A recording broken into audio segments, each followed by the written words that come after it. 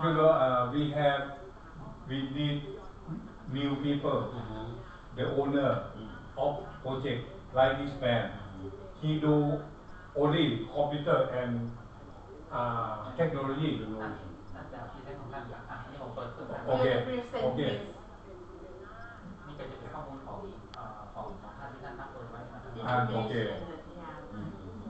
This one we have to do you know we have to do in YouTube already. You คุณไปที่ YouTube เลยได้ไหมYouTube เรียบร้อยแล้วyou know this one in your country new generation people have to do for promotion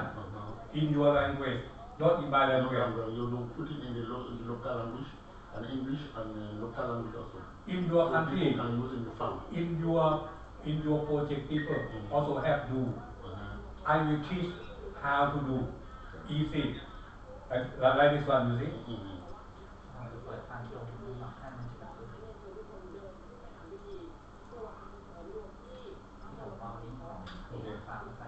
Okay, we get the web link บอกคำว่า how web link มาใส่ของคุณที่จะ They're gonna put the web link into the internet and they're gonna show it here. This one we teach in the school and for the school and university. How to grow these flowers? Yes. How to do, how to grow, how to make power, how to make money, or how to make profit. We teach new generation to do it. It's a universal To do everything as they need. Okay. Some if it's learn in the farm. What do you farm? You farm this flower or what is this? Flower. We can do คุณไปที่ในนี่ของผมหน่อยได้ไหมเนี่ยคุณไปที่เนาะ นี่คือท่านมองนะครับท่านสามารถยกเลิกได้เลย ลองอาตีก่อนเนาะ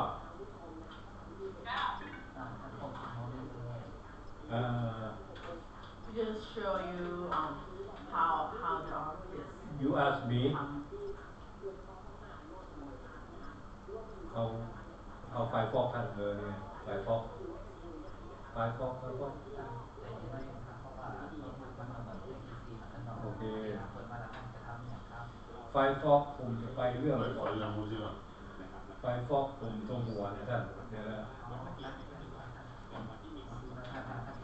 ไฟฟอกนะประเด็นนี้คือผมมันนี่ตรงอยู่โอเคท่านต้องการเปิดไฟฟอกแม่นผมเปิดไฟฟอกที่ท่านมันมีโปรแกรมตรง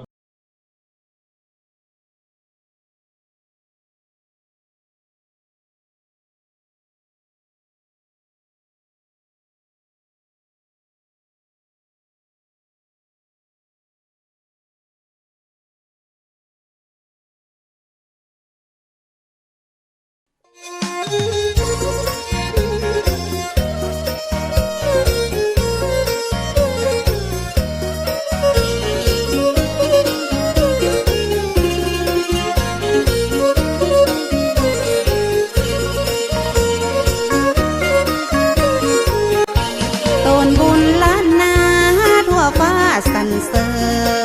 ญเป็นห่มพอเงินพอทองแผ่กว้าง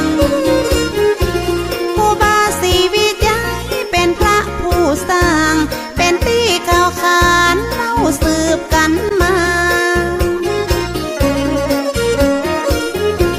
ท่านเป็นตนบุญเป็นตนเมตตาสร้างวัดสร้างวาอารามใหญ่กว้างสินธรรมประเสริฐเลิศล้ำแต่ก่อนบ้านเฮาปากันย่างเตวตี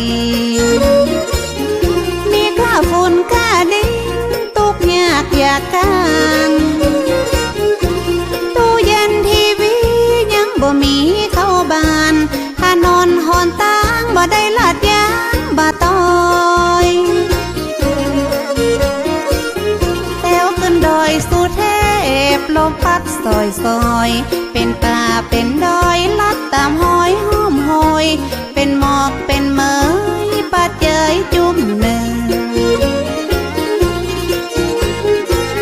แถว4-5ชั่ว ชั่วโมงกว่าจะขึ้นไปถึงเหงื่อออกไหลซึ้งก็เหม็นผ้าเหม็นเสื้ออิดอ่อนกลางเขาพักยังเป็นเมื่อป้าเขาคุ้มคือเป็นห้องบางเงาเดี่ยวดงเรียบเลาะถ้าหินปูนเขากว่าตีหมู่เฮาจะขึ้นไปใดครูบาศรีวิจัยต้านห่วงใยเจนเราหลวงศรีประกาศได้กราบนมัสการนิมนต์ครูบาสินธรรมขอมาจ้อยกึศสร้างว่าจะปักเสาไฟขึ้นไปแบบนั้นครูบาสินธรรมบ่ได้หับปากหับตาครูบาบอกเธอหูเหตุการณ์ต้องสร้างหนทางขึ้นไปถึงจะได้ถึงจะปักเสาไฟขึ้นไปง่ายครูบาศรีวิจัยว่าจะสร้างถนนอย่างรถยนต์แต้วขึ้นบนหือได้หลวงศรีประกาศยกมือสาขึ้นไว้ว่าเฮาบ่มีเครื่องไว้เครื่องใจรุนแรงอย่าเอาหยังมาคูดปืดหินดินแข็งบ่มีเงินแสนเฮาตึงแป้งบ่ได้ครูบาเจ้าศรีวิจัยท่านตึงบ่ไหวบ่วันแต่ว่าบุตรว่าดาตึงจะมาจ้อยแปลงห้องใจหอมแห้งจ้อยกันคึดกันสร้างแต่บ่มีเงินเป็นแสนเป็นล้านจ้อยกันคึดสร้างมันตึงจะใหญ่ขึ้นมาได้ปฐมมาเลิก10 นาฬิกาที่9 พฤศจิกา2477แม่นมันครูบาได้เป็นประธานขุดแผ่วทางเริ่มเก่าเอาขอบกมาจอกขุดดินถนนลูกศิษย์ลูกย้อมต้อยตามครูบาเจ้าฟันบากทากทางต้นไม้แดงมีเป้าห้อมห้อยภูเขาเป็นเขตเป็นแดงกำมีดมุยขอบกมาจกแผ่นดินแข็งปันเขตปันแดนคนละเล็กละน้อยปันตาปันหอยลัดขึ้นดอยมุ่นจริงจ้อยกันทุกทากบะหินบะพาพาลาตกมาไผ่ตึงบะใจหิน